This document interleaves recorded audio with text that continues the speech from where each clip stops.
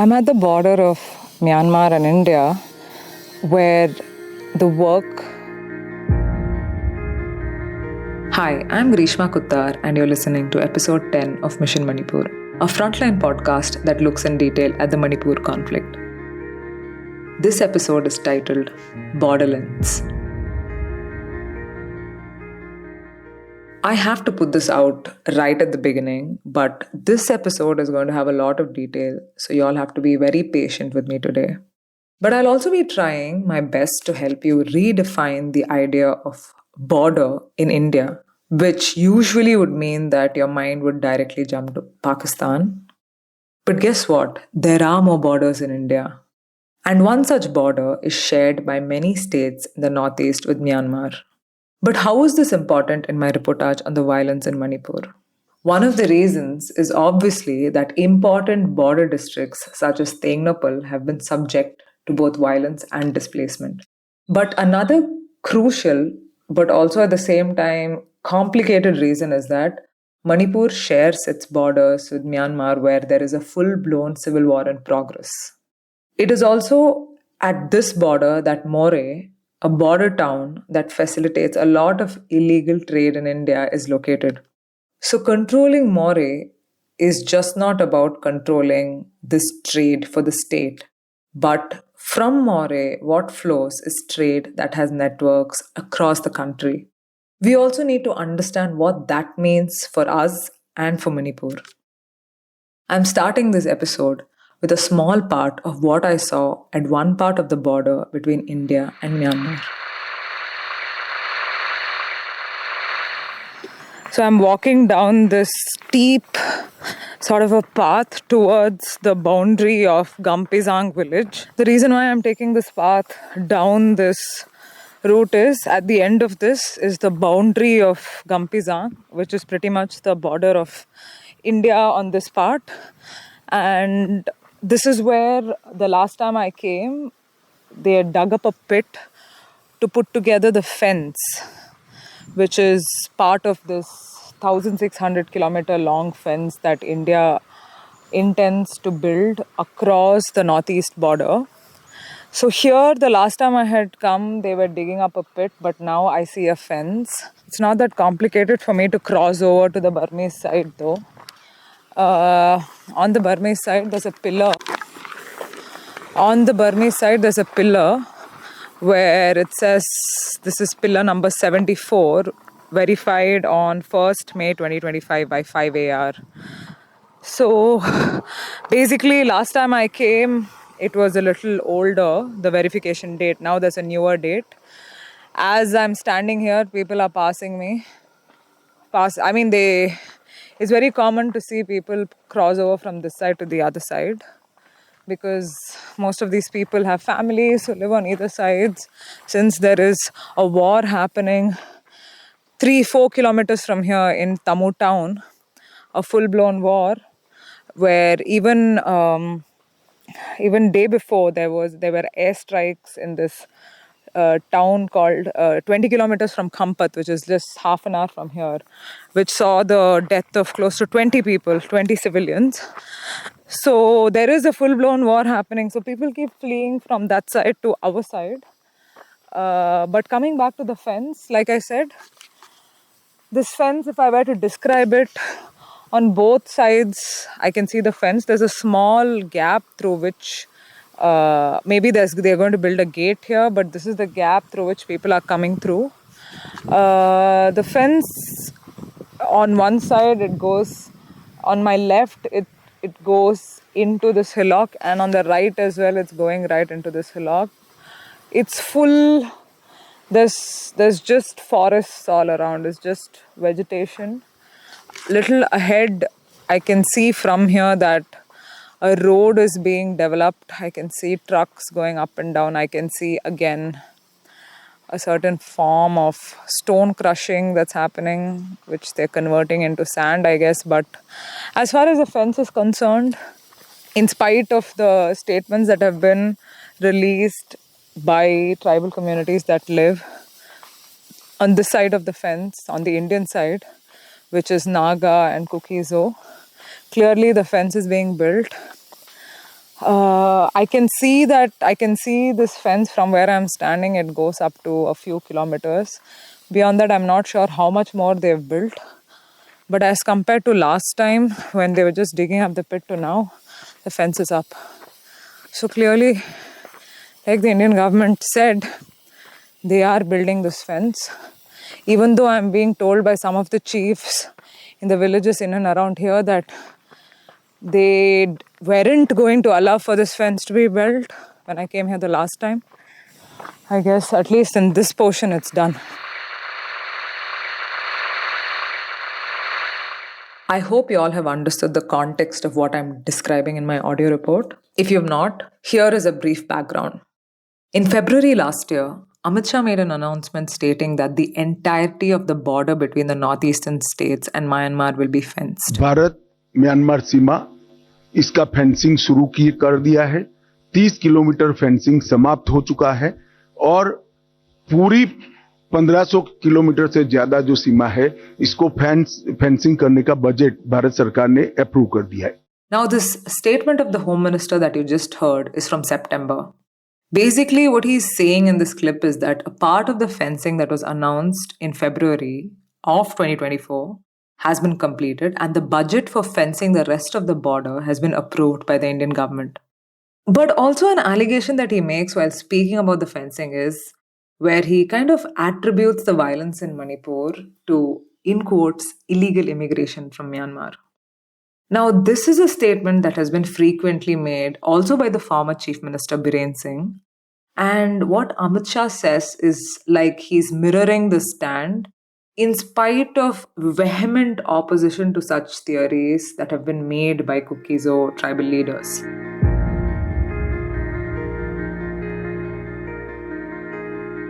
So, like I mentioned already, many of you may be aware that there is a proper civil war that is happening in Myanmar right now.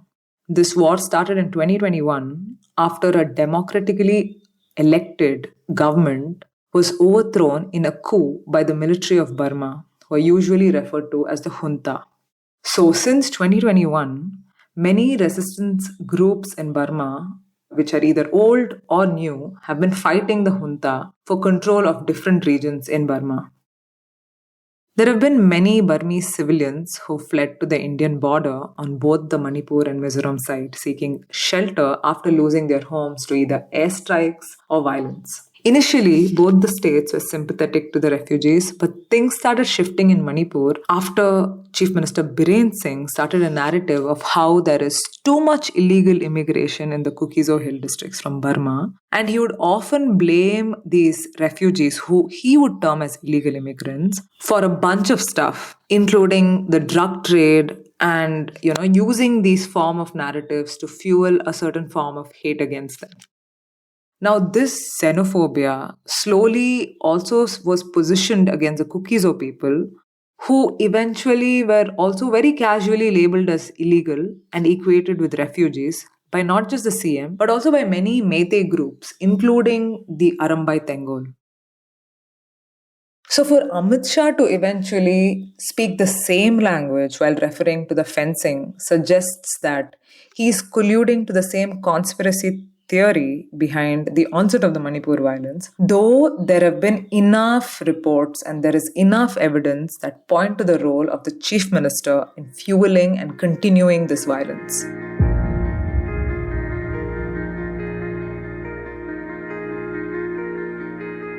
Anyway, coming back to the border, the fencing was announced in 2024, along with which it was also announced that the free movement regime would end.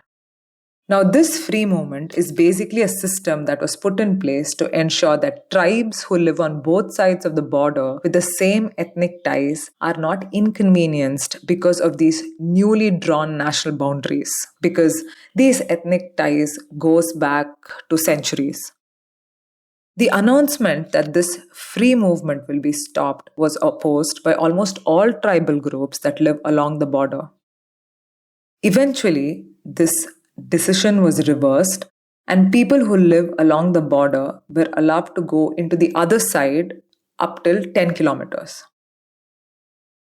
But the border fencing, which was also opposed by tribal groups, is being carried out in parts like I explained in my audio report.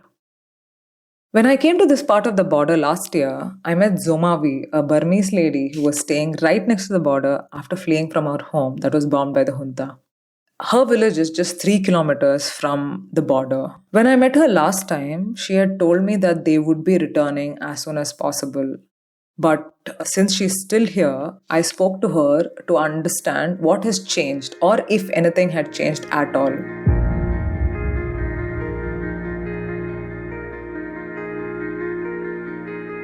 Has she tried to go back and see what's happening in her village? Has she been able to go back? Nakoba na nungchi uwa. Hello le na nungchi ki gut uwa mai lo le chilai om tan le to. Thì ông thêm tôi nghe đã sáng rồi tôi nghe họ thì không tin kan om rang Ele kulang chu naga chi kha uwam. các chị khai nó sốt lại mai lên mai ông nào ke pani bung mi a ka ku te họ hay đi chỉ lại có số anh đi khẩn số cái tấn cả Chi pibola. lên mai Landmine. Oh, hui lai vela. eo có số rồi có số mà zong ta ma wa na zong ta la wa giống chắc đầu tiên à chị chú nào chị chú lên mai ara Aga ho khana.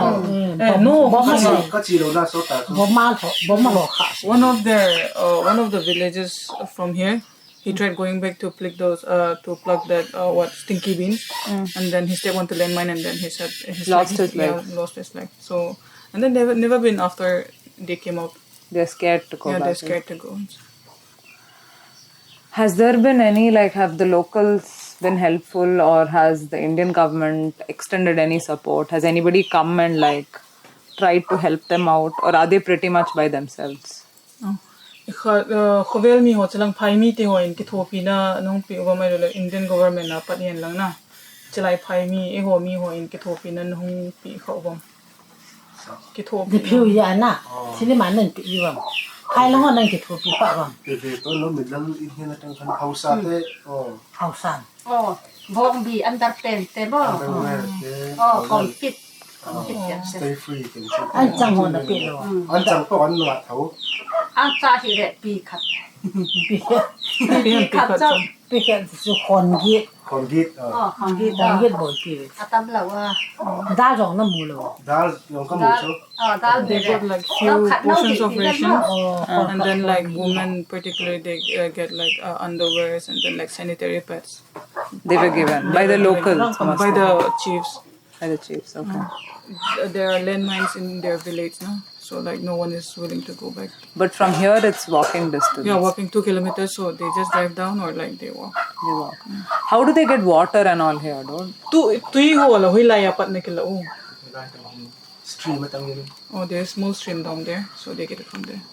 Ai le tui hong kan de la. Tui kitai. Thank you mà.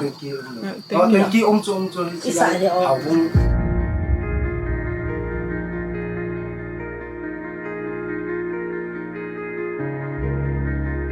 Most of the refugee settlements are like the one Zomavi stays at, which is basically very, very basic makeshift houses that are built along the border. All these refugees rely on whatever resources that they can find, like water from the stream or food that is donated by locals. Now, that is about the refugees. But another reality is that not just Tengnoupal, but there are a total of 5 hill districts from Manipur that border Myanmar.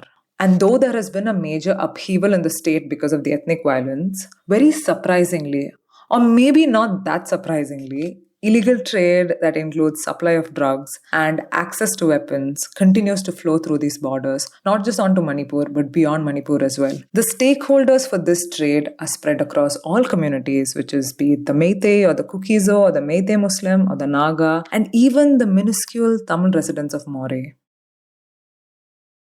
Is it surprising to you, though, that when Amit Shah spoke about border fencing, there wasn't much that was said about this illegal trade? I guess that brings us to somewhat of a conclusion that maybe trade knows no war.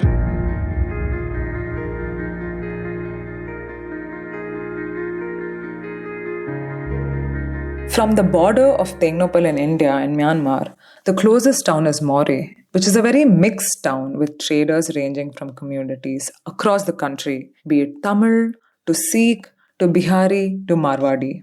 Just a walk through Moreh market will give you a glimpse of this diversity, be it a local tribal vendor wearing malipu or jasmine in her hair, which is actually a very South Indian thing to do, or Burmese beauty products being sold by Marwadis. Moreh used to be a really busy town before the onset of violence in Manipur, and truckloads of goods used to be sent all over India from this town.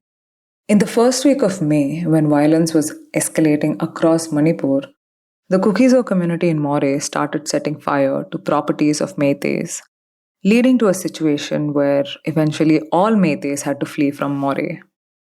Since then, there have been different incidents periodically which kept the town burning. Kukizo residents have died in police firing. A senior Meitei police officer was killed by Kukizo insurgents.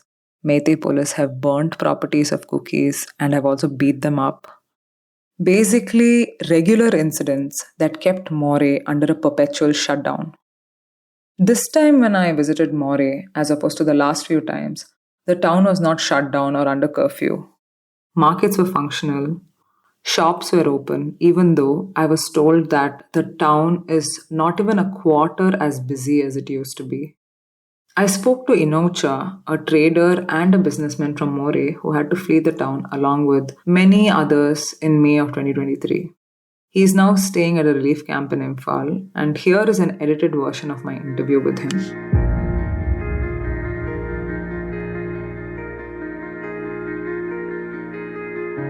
जब president rule आया तो हम लोग को कि लगभग 4-5 महीना के अंदर में हम लोग को वो ज़रूर ले जाएगा सोच रहा था। तो ये जो जैसे हम पहले सोचा था उसका उल्टा आ गया, क्योंकि अभी तक गवर्नमेंट की तरफ से कुछ दिखाई भी नहीं दे रहा है। तो हम लोग को आके कुछ सिक्योरिटी भी नहीं बता रहा कि आप लोग कुछ दिन तो बर्दाश्त कर लो, हम कैसे भी हम लोग को ले जाएगा। तो अभी तक गवर्नमेंट की तरफ से भी नहीं है। अब प्रॉब्लम क्या है कि हम लोग को पहले तो एक गवर्नमेंट था, अभी तो प्रेसिडेंट रूल था। तो पहले वाला गवर्नमेंट में क्या कि हम लोग को जो कमजोरी जो है जाके एनी टाइम हम लोग मिल के भी बात कर सकता था, हम लोग कुछ कमी होए तो भी जाके बोल सकता था। अभी गवर्नमेंट भी नहीं है, अभी तो क्या है, गवर्नर मिलने के लिए भी हम लोग को मुश्किल है, मिलना भी नहीं देगा। तो कोशिश है बीच में एक बार मिलने के लिए कि अभी तक हम लोग को गवर्नमेंट की तरफ से, ये गवर्नर की तरफ से कुछ भी क्यों नहीं किया। फिर प्रेसिडेंट रूल आ गया। गवर्नमेंट ऑफ इंडिया इतना स्ट्रॉन्ग है कि ये स्ट्रॉन्ग जो है अभी मोरे आके मणिपुर में आके इतना कमज़ोर कैसे हो गया कि दो समुदाय का जो लड़ाई है, ये एक्चुअली ये जो समुदाय की लड़ाई है कि गवर्नमेंट का पॉलिसी की वजह से हो रहा है, ये भी हम लोग को समझ भी नहीं आ रहा। बेकसूर लोगों को हम लोग तकलीफ हो गया है। हम तो सोचते हैं कि जो हो गया, अब तो दोबारा मिलजुल के हम लोग आगे जाना चाहिए।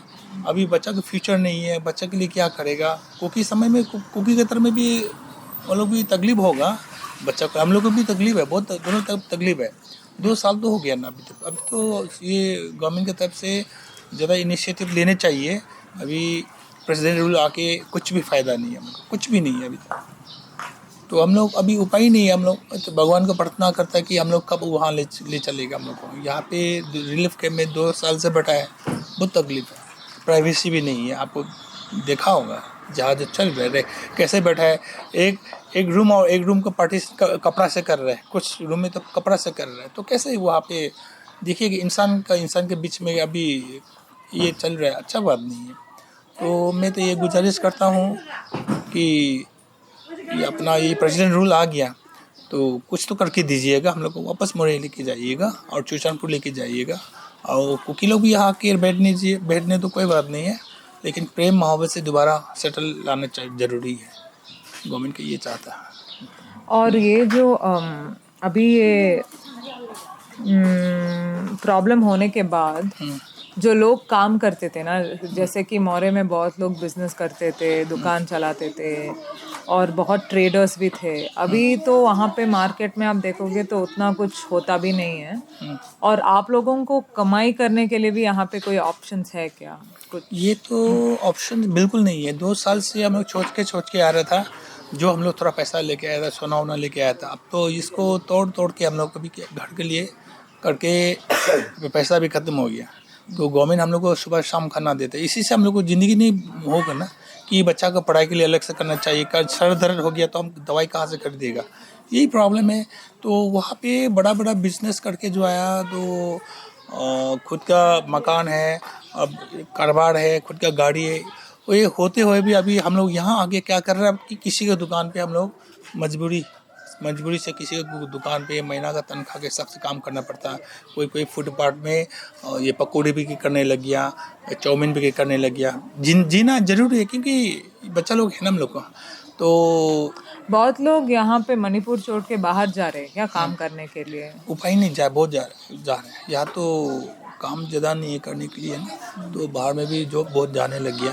अभी यहाँ तो अब तो हम लोग पहले हम लोग मणिपुरी जाति जो है बहुत शर्म करता है कि घर पे कुछ नहीं होने से भी कोशिश करता है कि हम लोग घर के अंदर में कुछ भी नहीं है, किसी को अगला वाला को नहीं मालूम नहीं होना चाहिए, कैसे भी मेंटेनेंस करना चाहिए बोल के करके आया था बहुत। लेकिन अब यहाँ आने के बाद में तो उपाय नहीं है, जो नहीं है तो हम लोग खुला बोल रहे हैं। अब तो नहीं है, तकलीफ हो गया।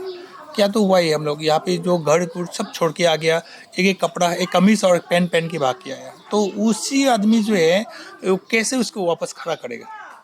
तो यही प्रॉब्लम है हम लोग का स्टार्टअप प्रोग्राम गवर्नमेंट की तरफ से कुछ दे के कि जीने की रास्ता एक बता देने से हम लोग कोशिश कर सकता था। अब तो उपाय नहीं है। जो शाम को आके हम लोग को खाना देगा तो खाएगा, सुबह आके देगा वो खाएगा। यही है हम लोग का ज़िंदगी। सुबह होगा तो शाम को इंतज़ार, शाम हो जाएगा सुबह का इंतज़ार करके बैठा है हम लोग। उपाय नहीं है, तो किसका भरोसा पे हम लोग बैठेगा ये भी समझ भी नहीं आता। गवर्नमेंट वाला भी ठीक नहीं है, अभी पीआर आ गया, ये भी तो सेम है, ये भी तो ठीक नहीं, कुछ भी नहीं कर रहा।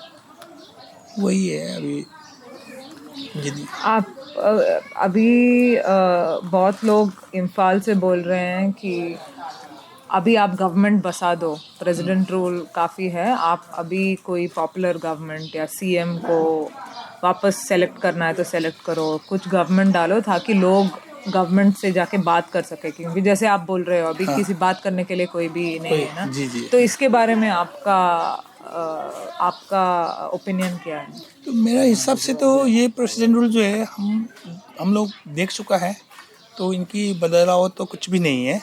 तो एक गवर्नमेंट फॉर्म करना चाहिए। एक गवर्नमेंट फॉर्म करने के बाद में कि हम लोग का कंप्लेन जो है किस पे जाके हमारी कमजोरी जो है बताना है कि हम लोग को ये बाकी है, ये करके दीजिए, करके ये बोलना हम लोग को बहुत ज़रूरी है। अभी किसको बताएगा? अभी ये इसका हमारे पास में, हम लोगों के पास में कंप्लेन करने का एरिया नहीं है।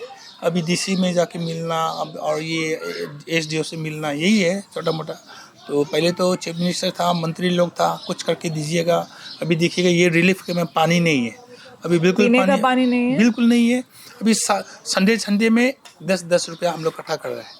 संडे में हम 10-10 रुपया इकट्ठा करके जो आता है उसमें से हम लोग पानी खरीद के ये टैंकी में चलाता है, वो पीछे में भी टैंकी उसमें भी चलाता है। तो इसमें हम लोग मिल के खा रहे हैं पानी भी।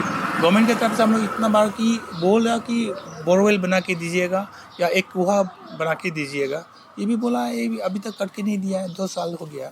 तकलीफ हम लोग को बहुत तकलीफ, बहुत चारों तरफ से तकलीफ है कि कैसे समझ भी नहीं आता हम लोग को। ज़िंदगी जो है बहुत फ़र्क हो गया। तो पहले तो हम लोग सोचता था कि अपना बच्चा लोग जो है पढ़ाई वढ़ाई करा के कुछ देश के लिए कुछ करवाएगा, सोच रहा था। अब क्या है कि हम लोग को जो बच्चे लोग जो है गवर्नमेंट का जो फ्री में पढ़ाता है स्कूल, वहाँ पे मजबूरी हो गया, ट्यूशन भेजने भी नहीं सकता है। तो वैन के भाड़ा की भी तकलीफ है, तो साइकिल में पहुँचाना पड़ता है उसको, बच्चा को, या पैदल से पहुँचाना पड़ता है। तकलीफ तो हम लोग का सोचता है कि हम लोग का जनरेशन तो ख़त्म हो गया। जितनी भी पब्लिक जो मोरे से भाग के आया है, ये जनरेशन तो ख़त्म हो गया बच्चा का, क्योंकि जिसने 8, 9, 10 पढ़ रहा है वो लोग भी ख़त्म हो गया। यही समय में तो बच्चा को बनाना है ना। 9, 10 तो बहुत ये क्रिटिकल स्टेज है बच्चा के लिए। तो ट्यूशन करवाना है और इसका क्या बोलता है, बच्चा का आगे जाने के लिए हम लोग बच्चों पेरेंट्स का तरफ से जो जितने भी करना है अभी बिल्कुल जीरो में है।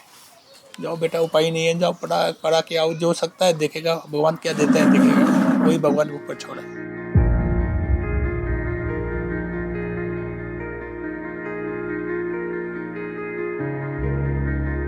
Now that you've heard what Inocha had to say, I would like to drop another audio report from the market that borders Tengnoupal on the Manipur side, which is Palel Bazar.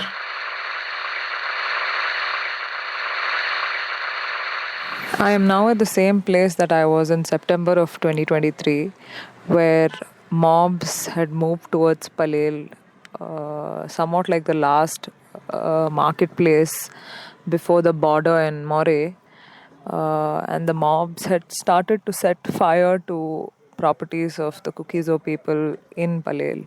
So from then till now, the place has sort of transformed.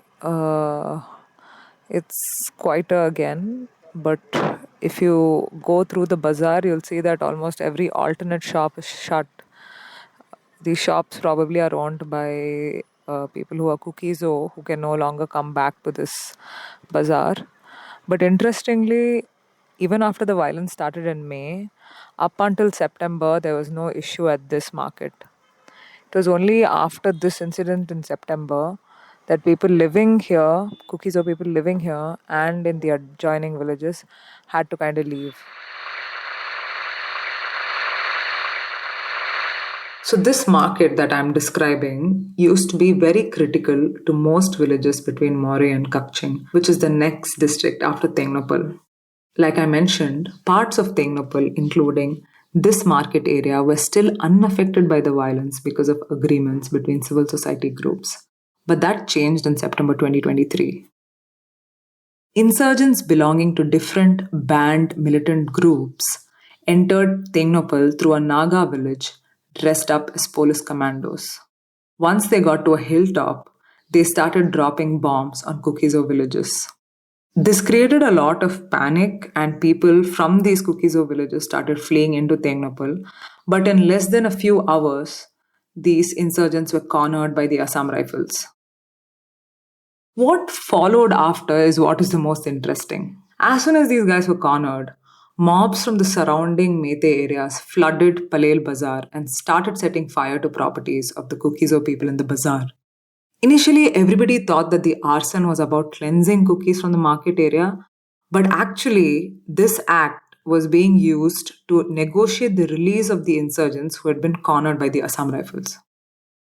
And that's what happened. In a couple of hours, these insurgents who had rained bombs on cookies of villages were escorted out by the police right in front of me. I filed a detailed report on this for the caravan, which you can read on their website. But guess what? Even though an FIR was registered and some of these insurgents were in hospitals for more than a week, which means they were out in the public, none of them were arrested. The result of this incident, though, was that more than 1,000 Kukizo people at the time were displaced. And this also meant that the last market that had avoided this separation between the Kukis and the Meiteis also got absorbed into it.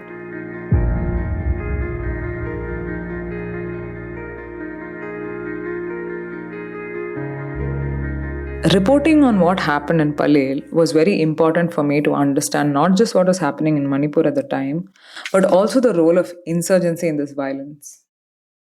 Different submissions of the NIA in their courts have alluded to the fact that many insurgents from banned Meitei groups had re-entered Manipur with the help of the Naga group NSC and IM as early as May 2023. In the months to come, many of these insurgents regularly orchestrated violence like they did in Palel.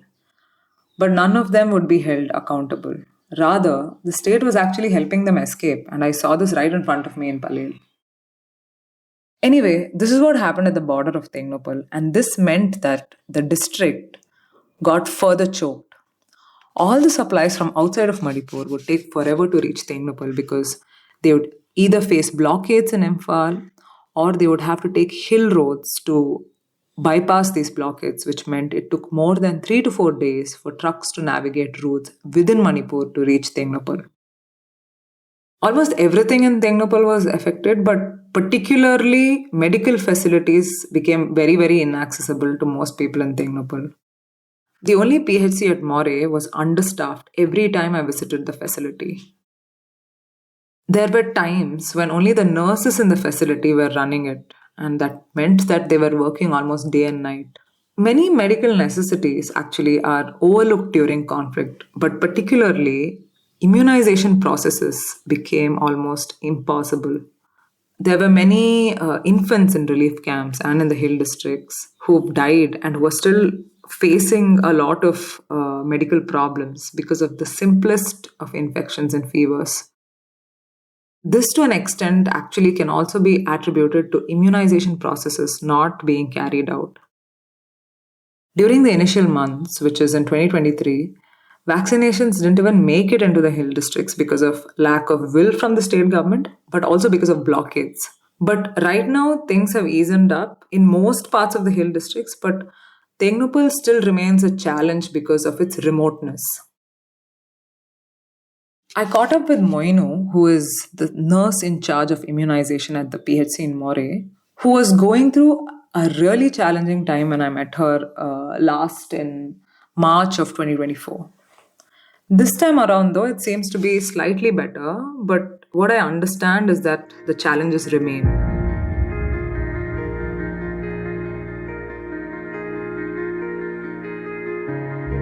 What are the difficulties that you face in making sure that immunization happens here?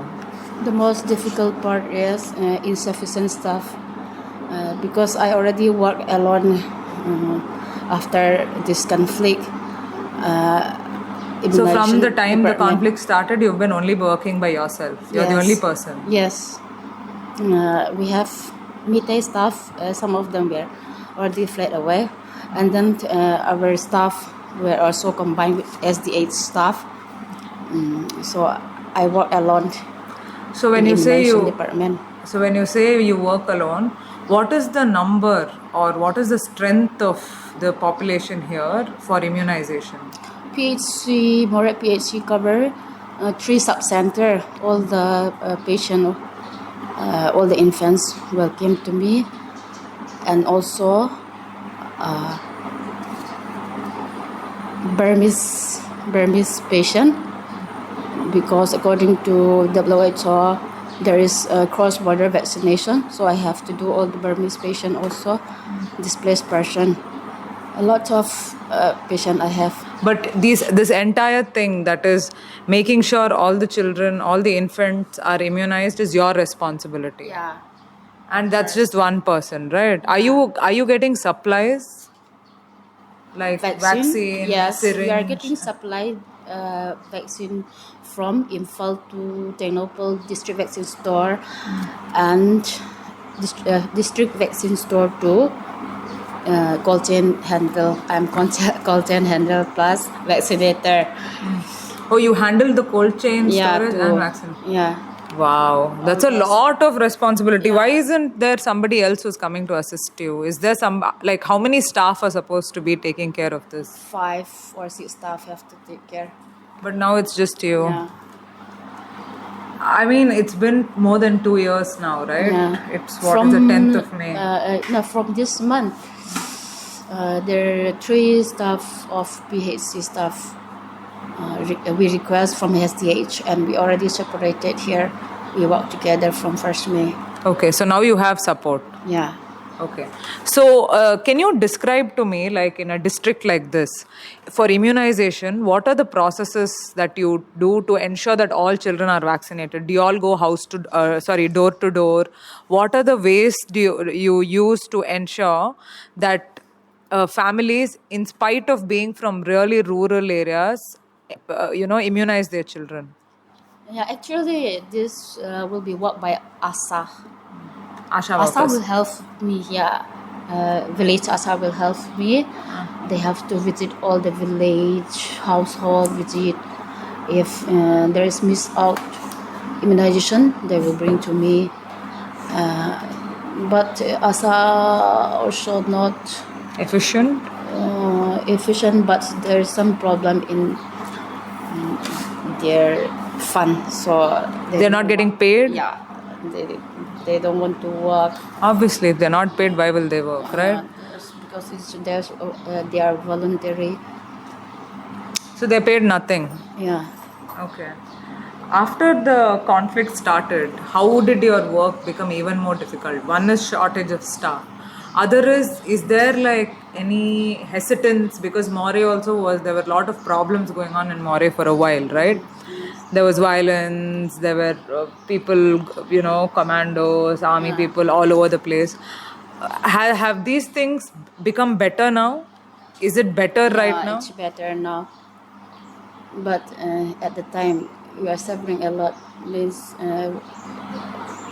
we can't leave this place because at that time we have all the patients of SDH well transferred to this place. We have normal duty, like ward duty again, plus immunization. We can't leave our hospital, so we just stay and handle according to the situation. Okay. That means a lot of overwork, over duty, right? Yeah. So this PHC, can it handle like, what all can it handle? Can it handle like pregnancy, like deliveries, cesarean? No cesarean. There's no facility for cesarean section. So if there is a normal delivery and there's some kind of Normal bleeding delivery. or something, where will the woman go? What is the next stop? Normal delivery. We can conduct normal delivery plus like DNC. Surgeries don't ANC. happen. No, there's no surgery in Moreh. Even in SDH. Even in Tengnoupal. Yeah, even in Tengnoupal. So now if there is somebody from this whole of Tengnoupal district who has a very a pregnancy which requires them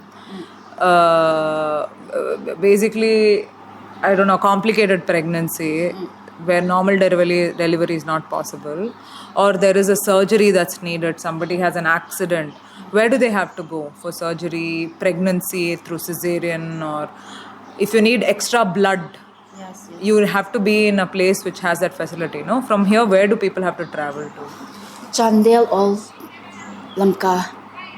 Chandel is through Tengnoupal, Palel, that route. Yeah. And through Lamka, to go to Lamka, how much time does it take? 7 to 8 hours. Okay. Which means that if there are any critical cases, you can't get immediate help. Yes, we can't get immediate help. That's the main problem.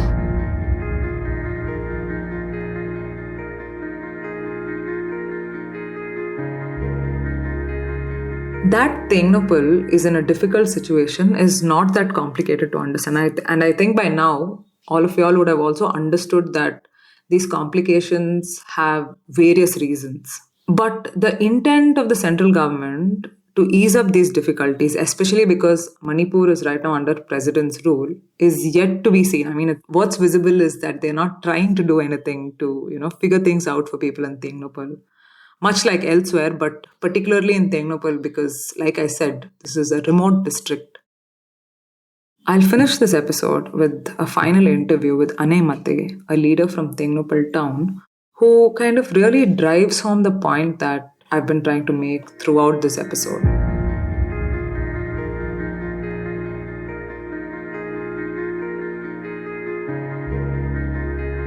Last year, my sister she has a stone case in her gallbladder.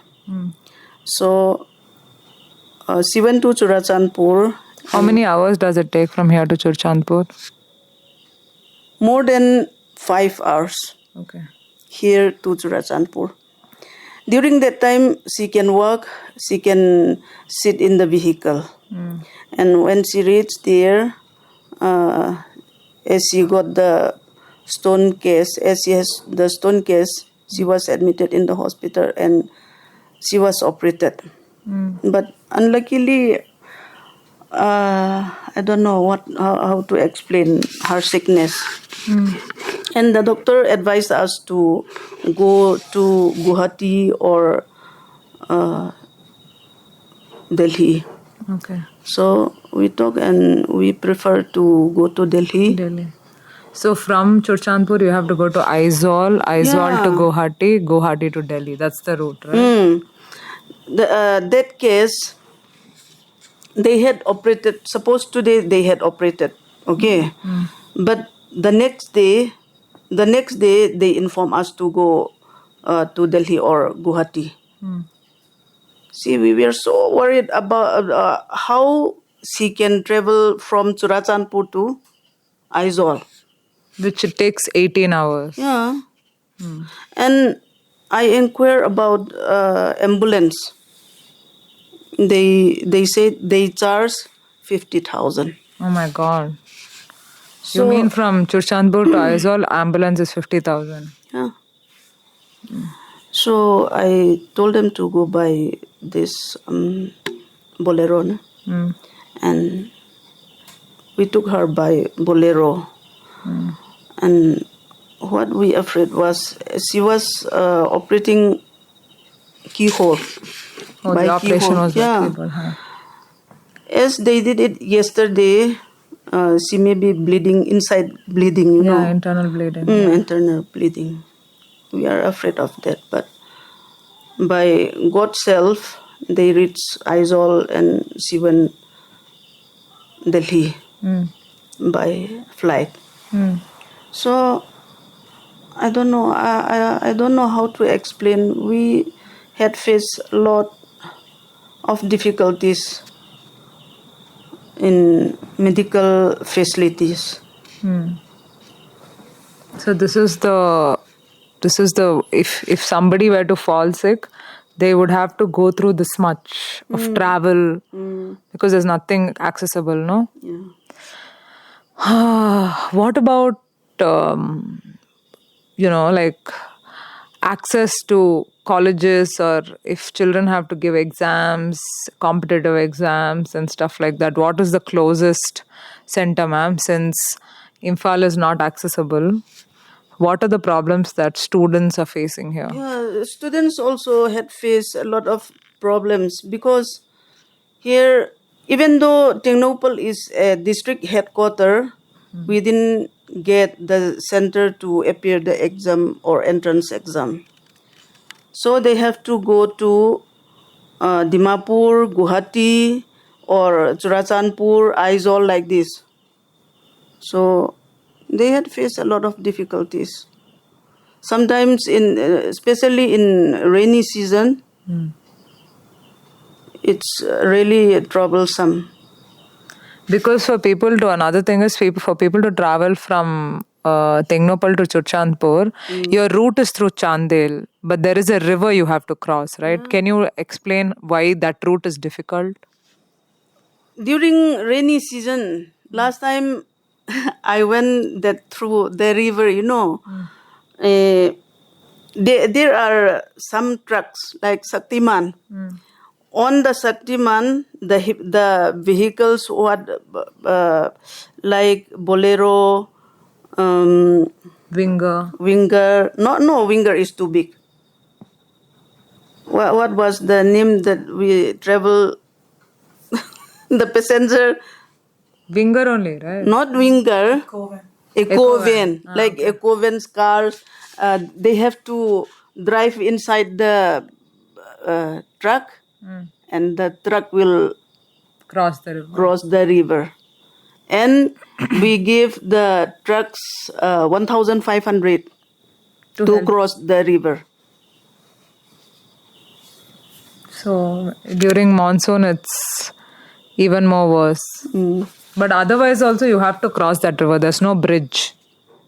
There is no bridge, so we have to cross the river. But these days, even car can cross. Because it's not raining. It's not raining. Now is May, no? May, June, July. From it will be raining June, July, and the river will be ups again. Right. So high inflation, no accessible medical care. Everything you need to travel out of the district.